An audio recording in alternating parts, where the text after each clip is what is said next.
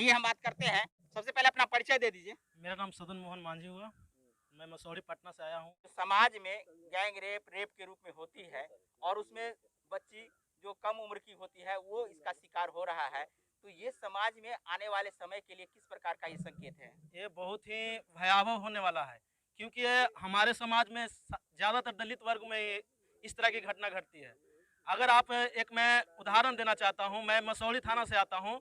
मेरे यहाँ एक साहु जी के यहाँ एगो पेटी चोरी हो गया था, तो उसके यहाँ डॉग स्क्वाड से लेकर एसपी से लेकर डीएसपी तक सारे लोग उस केस में लग जाते हैं। लेकिन हमारे यहाँ गैंग रेप हो गया है, न यहाँ प्रशासन की कोई सुविधा दिया जा रहा है। तो इस तरीके जो प्रशासन की जो व्यवस्था है ना, वो सिर्फ दलितों पर ही अत्याचार करने के लिए है। सरकार को इस पर संज्ञान लेना चाहिए। यहाँ का लोकल थाना को संज्ञान लेना चाहिए। यहाँ की प्रशासन के संज्ञान लेना चाहिए। अगर नहीं ले रही है तो यहाँ के जो लोकल वर्कर हैं, लोकल संगठन है, जो राजनीति करते हैं यहाँ पे, उनको रणनीति बनाना चाहिए और रणनीति बनाकर तुरंत इस विषय पर ब्लॉक से लेकर अनुमंडल तक का घेराव करना चाहिए।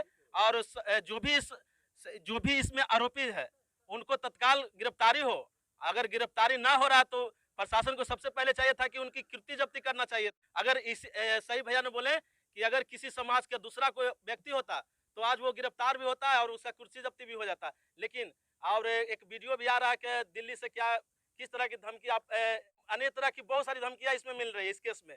तो तुरंत यहाँ के लोकल पुलिस को इसमें संज्ञान लेना चाहिए।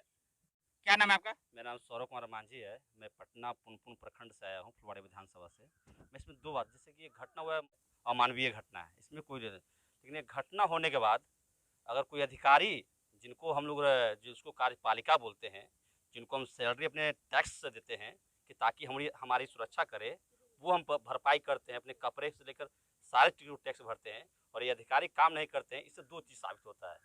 इससे एक ये साबित होता है कि अफसरशाही जितना है वो तो जातीय आधारित है। जो आज देखिए जितना भी अफसरशाही है वो या तो अमीरों के चंगुल में चला गया है या तो सरकार के मुट्ठी में चला गया है। इसीलिए यहाँ पे न्याय व्यवस्था को ये लोग मचोर के रख दिए हैं, पूरे जातीय व्यवस्था में न्याय व्यवस्था को बांध दिए हैं। इसी कारण आज तक जो भी गरीब, दलित, शोषित, पीड़ित जितने लोग हैं, इन लोग को न्याय कोसों दूर तक नहीं है। डिनाई हो रहा है क्या? हाँ, उसको इग्नोर कर रहे हैं लोग। जातीय व्यवस्था ने न्याय व्यवस्था को खा गया है। उसका एक जीता जाता उदाहरण यहाँ पे आप देख रहे हैं कि ये गरीब परिवार हैं, दलित परिवार हैं, शोषित परिवार हैं, हमारा कोई अधिकारी नहीं है बोलने वाला किसी विभाग में। हाँ, थोड़ा दिखा दीजिए। है।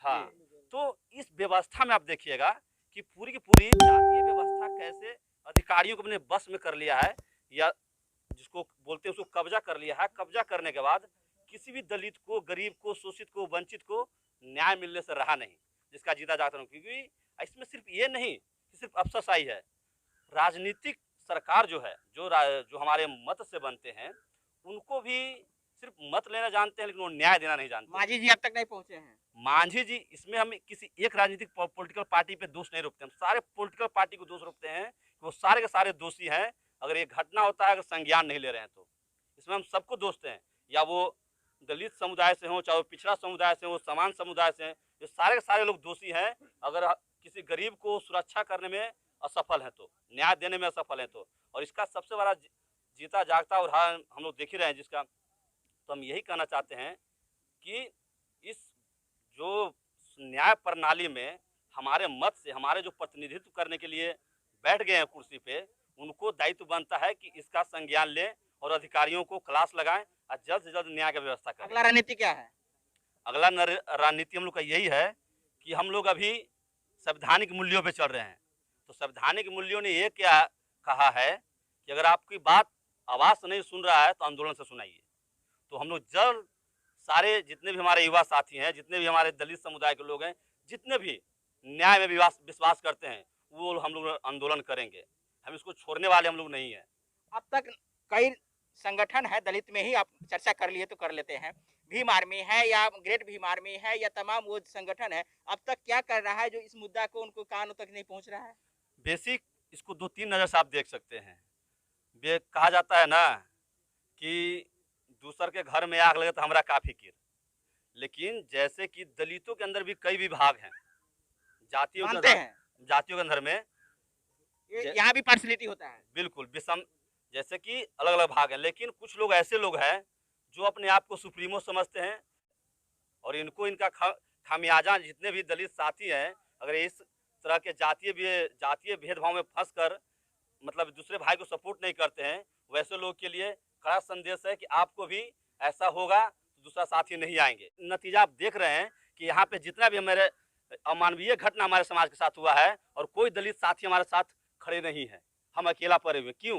क्योंकि वो चाहते हैं कि इनका मुद्दा ये संभाले। हम आपको सीधा सीधा समझाना चाहते हैं कि जैसा आपका नाम क्या?